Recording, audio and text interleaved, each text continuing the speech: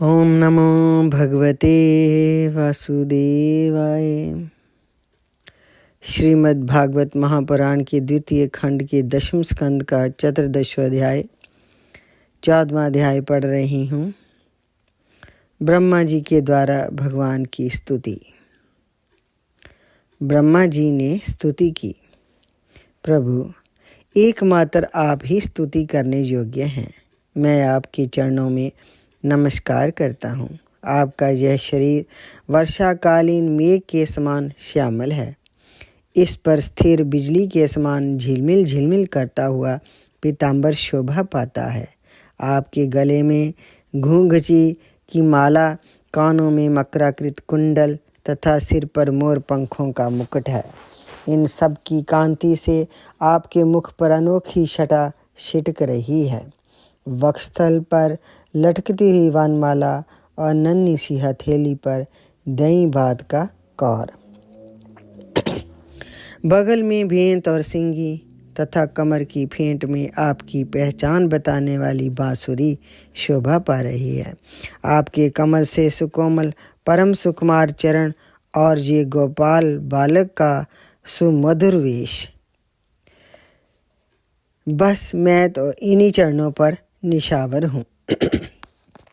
स्वयं प्रकाश परमात्मा आपका ये श्री विग्रह भगत जनों की लालसा अभिलाषा पूर्ण करने वाला है। ये आपकी चिन्मयी इच्छा का मूर्तिमान स्वरूप मुझ पर आपका साक्षात कृपा प्रसाद है। मुझे अनुग्रहित करने के लिए ही आपने इसे प्रकट किया है। कौन कहता है कि ये पंचभूतों की रचना है? प्रभु ये तो अप्राकृत शुद्ध सत्य में है। मैं जहाँ और कोई समाधि लगाकर भी आपके सच्चिदानंद विग्रह की महिमा नहीं जान सकता, फिर आत्मानंद अनुभव स्वरूप साक्षात आपकी ही महिमा को तो कोई एकाग्र मन से भी कैसे जान सकता है?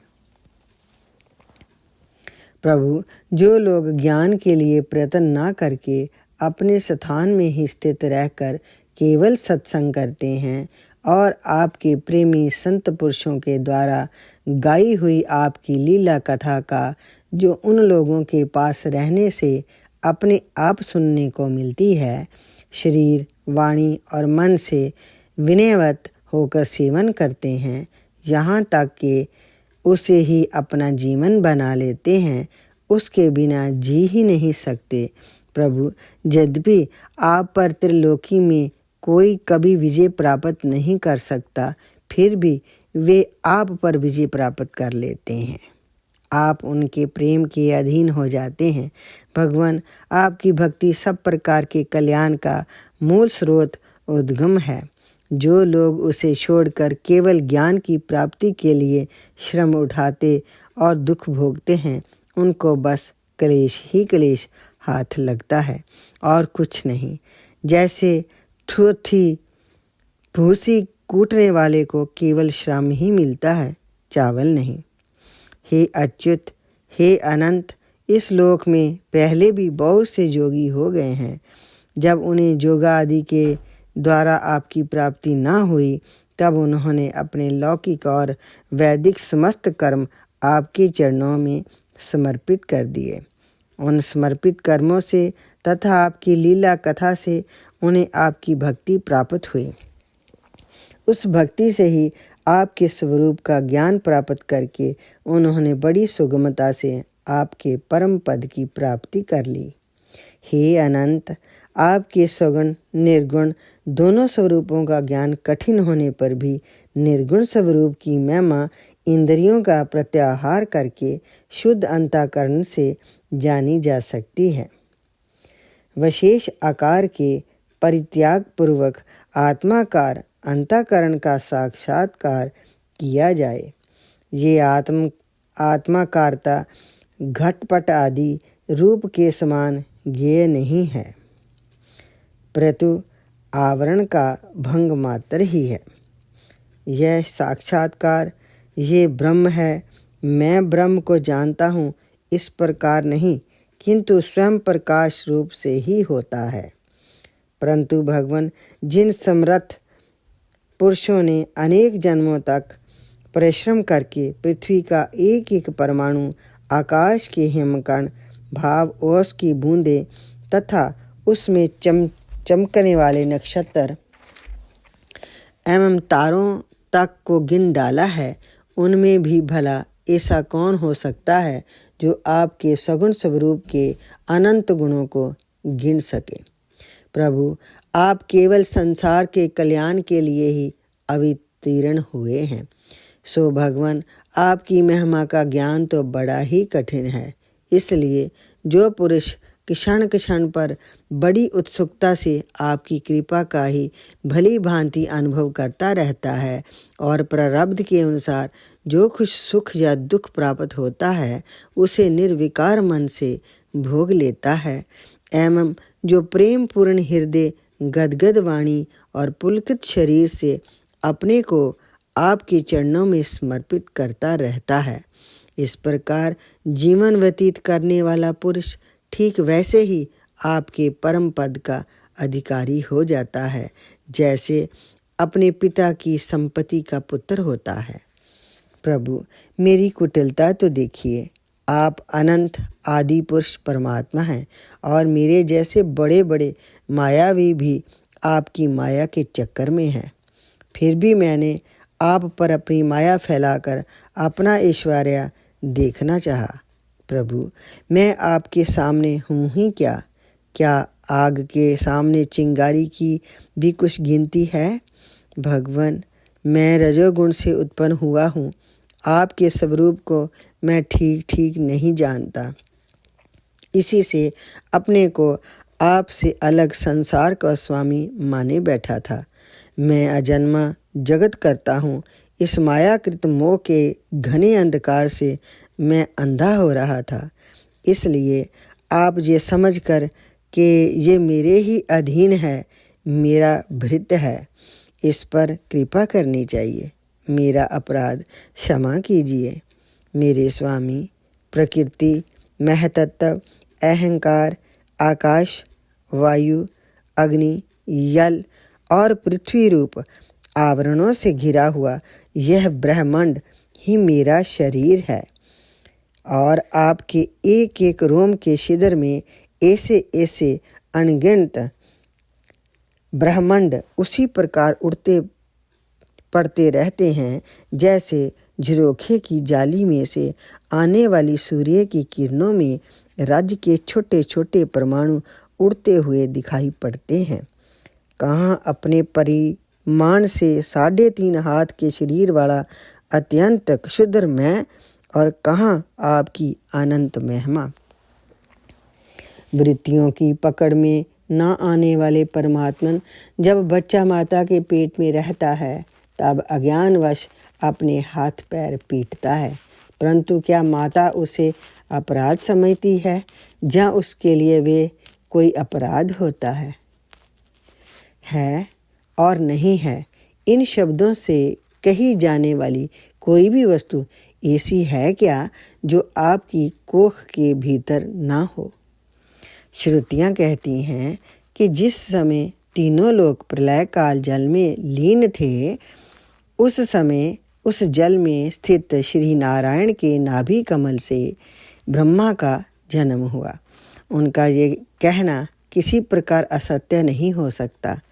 तब आप ही बतलाइए प्रभु, क्या मैं आपका पुत्र नहीं हूँ? प्रभु, आप समस्त जीवों के आत्मा हैं, इसलिए आप नारायण हैं। आप समस्त जगत के और जीवों के अधीश्वर हैं, इसलिए आप नारायण हैं। आप समस्त लोकों के साक्षी हैं, इसलिए भी नारायण हैं। नर से उत्पन्न होने वाले जल में निवास करने के कारण जिन्हें नारायण कहा जाता है वे भी आपके एक अंश ही हैं। वह अंश रूप से दिखना भी सत्य नहीं है, आपकी माया ही है। भगवान, यदि आपका वह विराट स्वरूप सचमुच उस समय जल में ही था तो मैंने उसी समय उसे क्यों नहीं देखा, जबकि मैं कमल नाल के मार्ग से उसे 100 वर्ष तक जल में ढूंढता रहा। फिर मैंने जब तपस्या की तब उसी समय मेरे हृदय में उसका दर्शन कैसे हो गया, और फिर कुछ ही क्षणों में वह पुनः क्यों नहीं दिखा, अंतर्धान क्यों हो गया।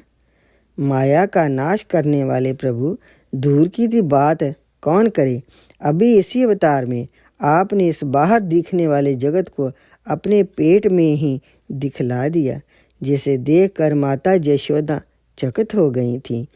इससे यही तो सिद्ध होता है कि ये संपूर्ण विश्व केवल आपकी माया ही माया है।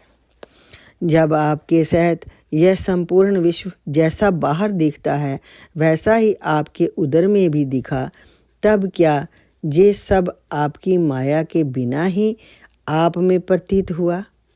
अवश्य ही आपकी लीला है। उस दिन की बात जाने दीजिए, आज की ही लीजिए। क्या आज आपने मेरे सामने अपने अतिरिक्त संपूर्ण विश्व को अपनी माया का खेल नहीं दिखलाया है? पहले आप अकेले थे, फिर संपूर्ण ग्वाल बाल, बछड़े और छड़ी शींके भी आप ही हो गए। उसके बाद मैंने देखा कि आपके वे सब रूप चतुर्भुज हैं और मेरे सहित सब के सब तत्व उनकी सेवा कर रहे हैं। आपने अलग अलग उतने ही ब्रह्मांडों का रूप भी धारण कर लिया था, परंतु अब आप केवल अपरिमित आदित्य ब्रह्म रूप से ही शेष रह गए हैं। जो लोग अज्ञानवश आपके स्वरूप को नहीं जानते, उन्हीं को आप प्रकृति में स्थित जीव के रूप से प्रतीत होते हैं और उन पर अपनी माया का पर्दा डालकर सृष्टि के समय मेरे ब्रह्मा रूप से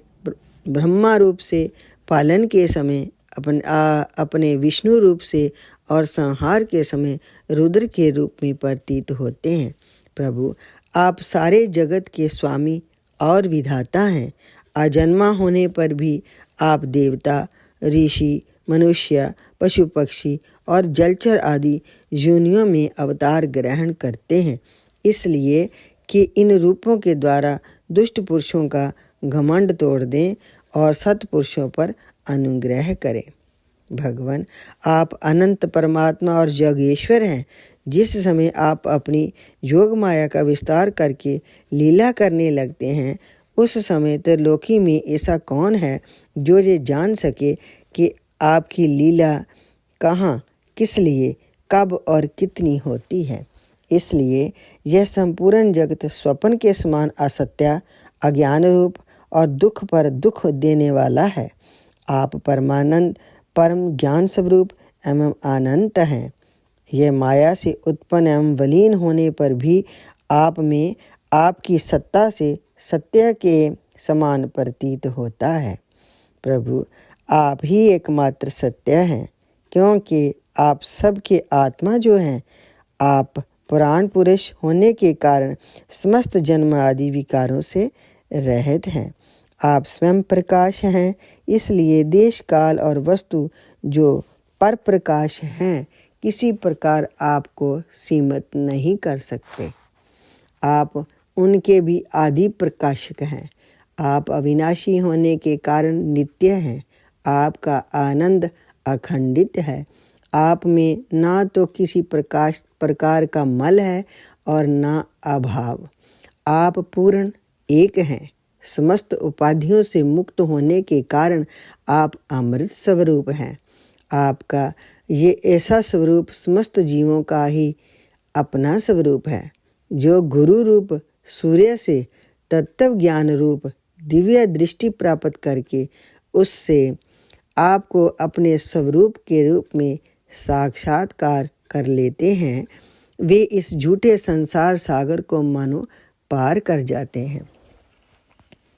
जो पुरुष परमात्मा को आत्मा के रूप में नहीं जानते, उन्हें उस अज्ञान के कारण ही उस नाम रूपात्मक निखिल प्रपंच की उत्पत्ति का भ्रम हो जाता है, किंतु ज्ञान होते ही इसका अत्यंतिक प्रलय हो जाता है।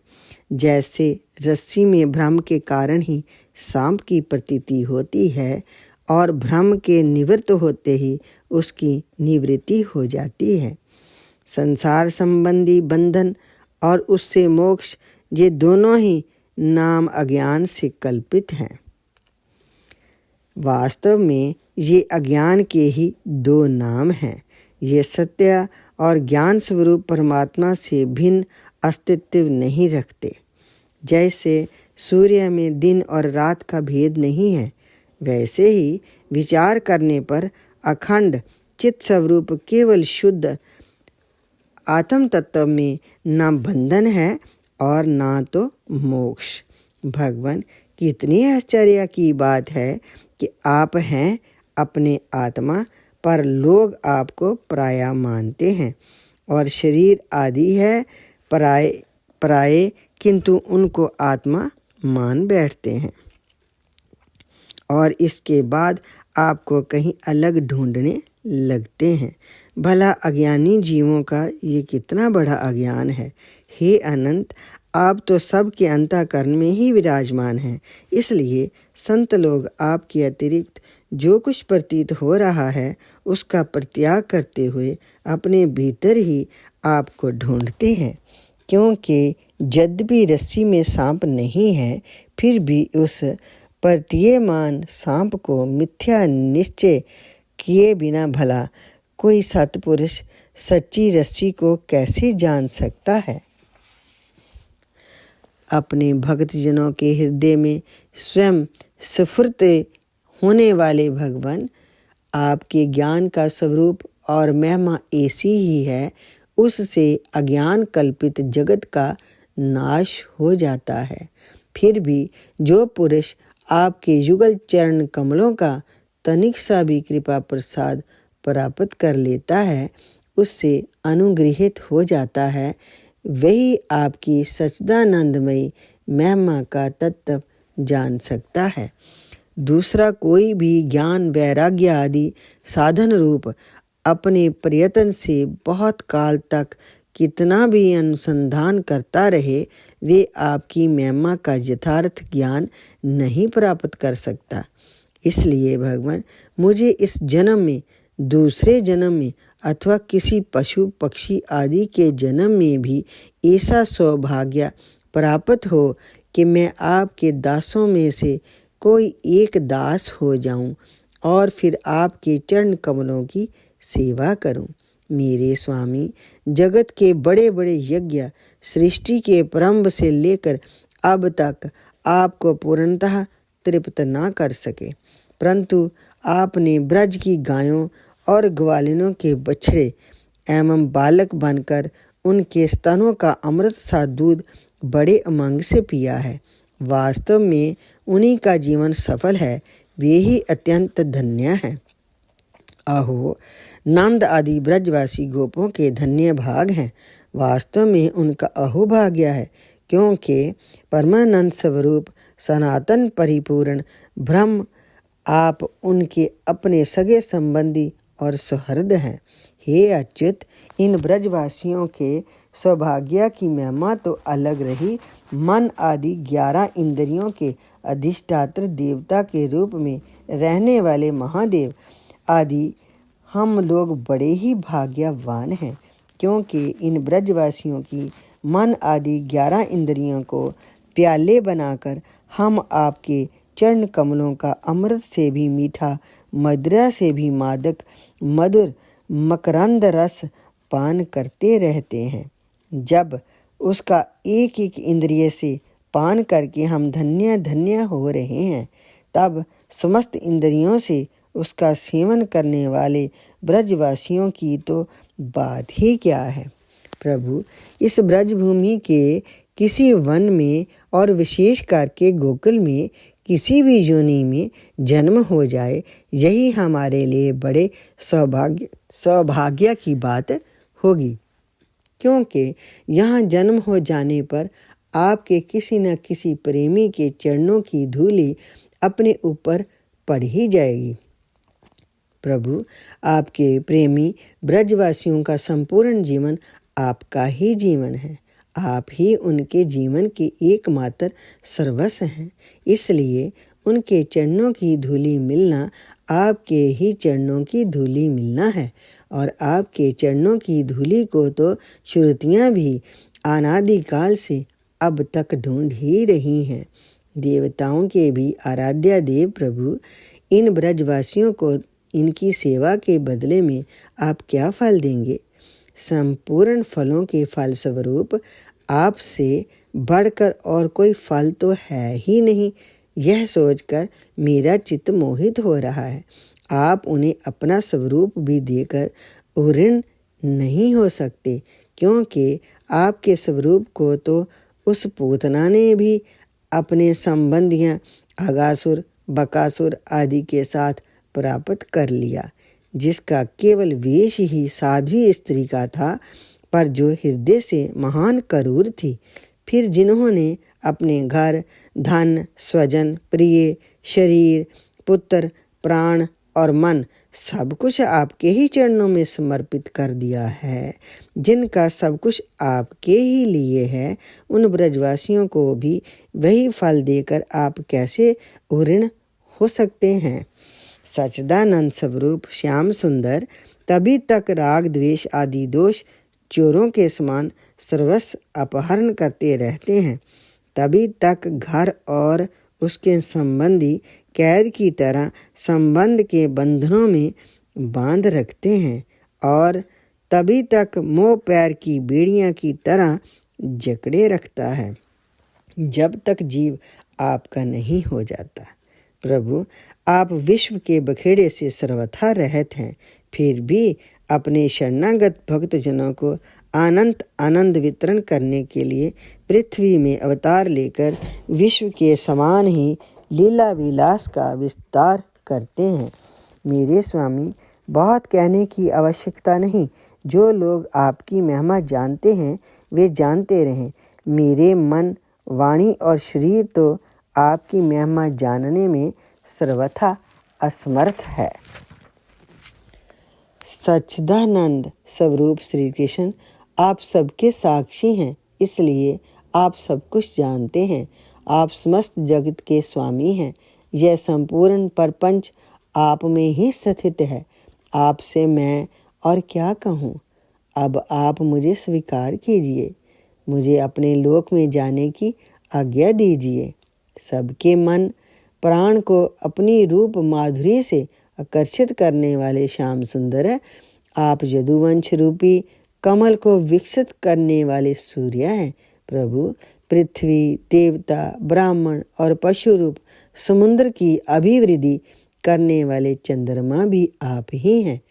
आप पाखंडियों के धर्म रूप रात्रि का घोर अंधकार नष्ट करने के लिए सूर्य और चंद्रमा दोनों के ही समान हैं।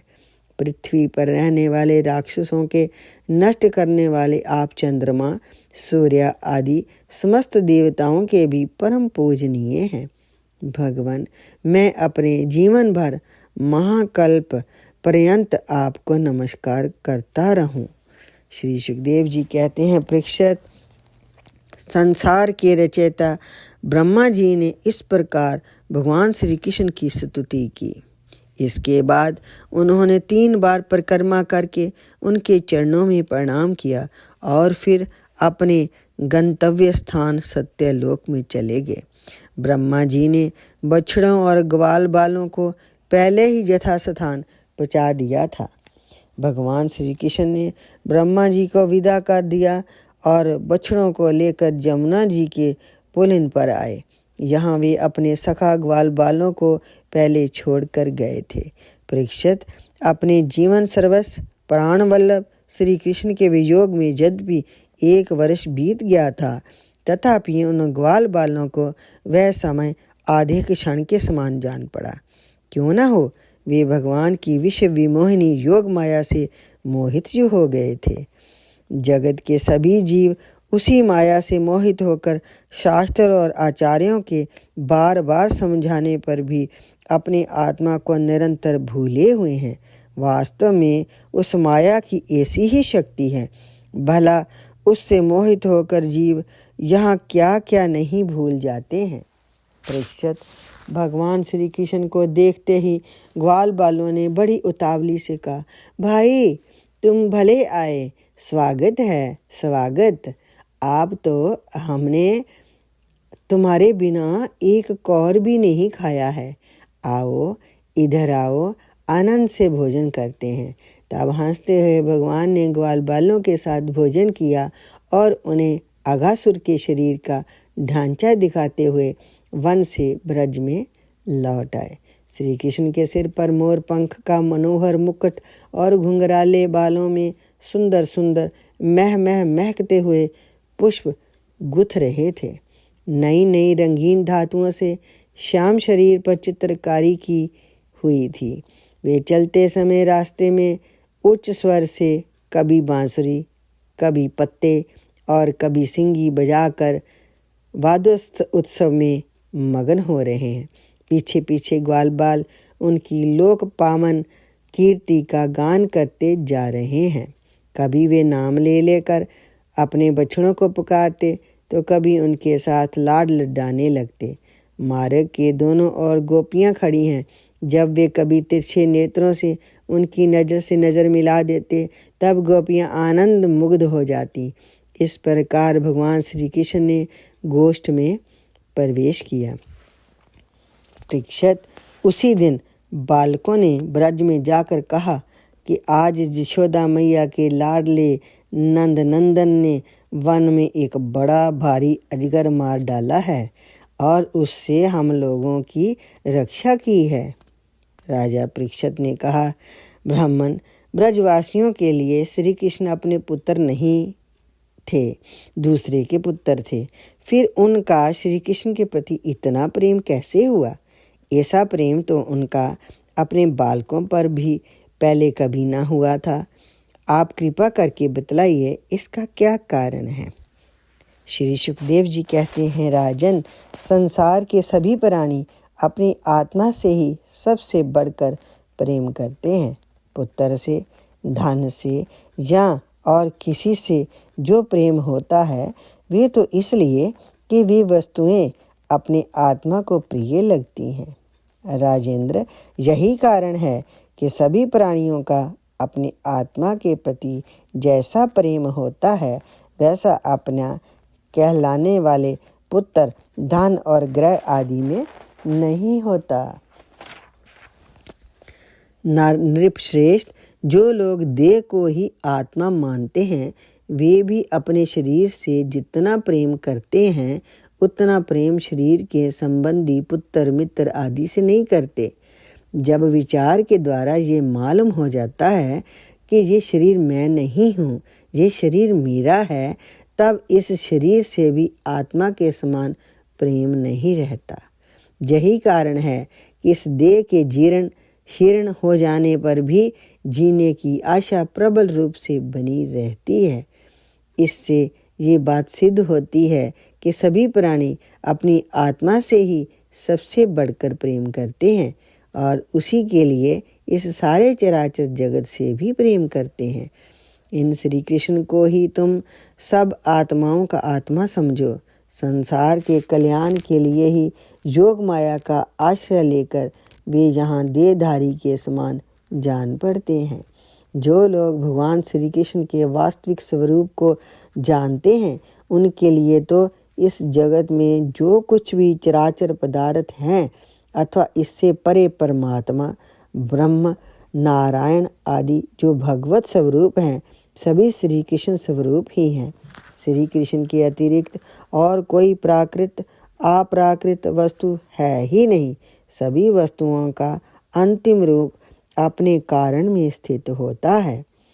उस कारण के भी परम कारण हैं भगवान श्री कृष्ण। तब भला बताओ किस वस्तु को श्री कृष्ण से भिन्न बतलाएं? जिन्होंने पुण्य कीर्ति मुकुंद मुरारी के पद पल्लव की नौका का आश्रय लिया है, जो कि सत्पुरुषों का सर्वस्व है, उनके लिए ये भवसागर बछड़े के खुर के गड्ढे के समान है। उन्हें परम पद की प्राप्ति हो जाती है और उनके लिए विपत्तियों का निवास स्थान ये संसार नहीं रहता। परीक्षित, तुमने मुझसे पूछा था कि भगवान के 5वें वर्ष की लीला ग्वाल बालों ने 6ठे वर्ष में कैसे कही, उसका सारा रहस्य मैंने तुम्हें बतला दिया है। भगवान श्री कृष्ण की ग्वाल बालों के साथ वन क्रीड़ा, अघासुर को मारना, हरी हरी घास से युक्त भूमि पर बैठकर भोजन करना, अप्राकृत रूपधारी बछड़ों और ग्वाल बालों का प्रकट होना और ब्रह्मा जी के द्वारा की हुई इस महान स्तुति को जो मनुष्य सुनता और कहता है उसको धर्म, अर्थ, काम और मोक्ष की प्राप्ति हो जाती है। परीक्षित, इस प्रकार श्री कृष्ण और बलराम ने कुमार अवस्था के अनुरूप आंख मिचौनी, सेतु बंधन, बंदरों की भांति उछलना कूदलना आदि अनेकों लीलाएं करके अपनी कुमार अवस्था ब्रज में ही त्याग दी। इति श्रीमद् भागवत महापुराण के 10वें स्कंद का 14वां संपूर्ण। श्रीमद् भागवत की आरती। आरती अति पावन पुराण की, धर्म भक्ति विज्ञान खान की। महापुराण भागवत निर्मल, सुखमुख विगलित निगम कल्प फल। परमानंद सुधा रस में कल, लीला रति रस रस निधान की। आरती अति पावन पुराण की, धर्म भक्ति विज्ञान खान की। कलिमलि मथनी त्रिताप निवारिणी, जन्म मृत्यु में भव भय हारिणी। सेवत सतत सकल सुख कारिणी, सुमह औषधि हरि चरित गान की। आरती अति पावन पुराण की, धर्म भक्ति विज्ञान खान की। विषय विलास विमोह विनाशनी, विमल विराग विवेक विकाशनी। भगवत तत्व रहस्य प्रकाशनी, परम ज्योति परमात्म ज्ञान की। आरती अति पावन पुराण की, धर्म भक्ति विज्ञान खान की। परमहंस मुनि मन उल्लासिनी, रस हृदय रस रास विलासिनी। भुक्ति मुक्ति रति प्रेम सुदासिनी, कथा कंचन प्रिय सुजान की। आरती अति पावन पुराण की, धर्म भक्ति विज्ञान खान की। ओम नमो भगवते वासुदेव।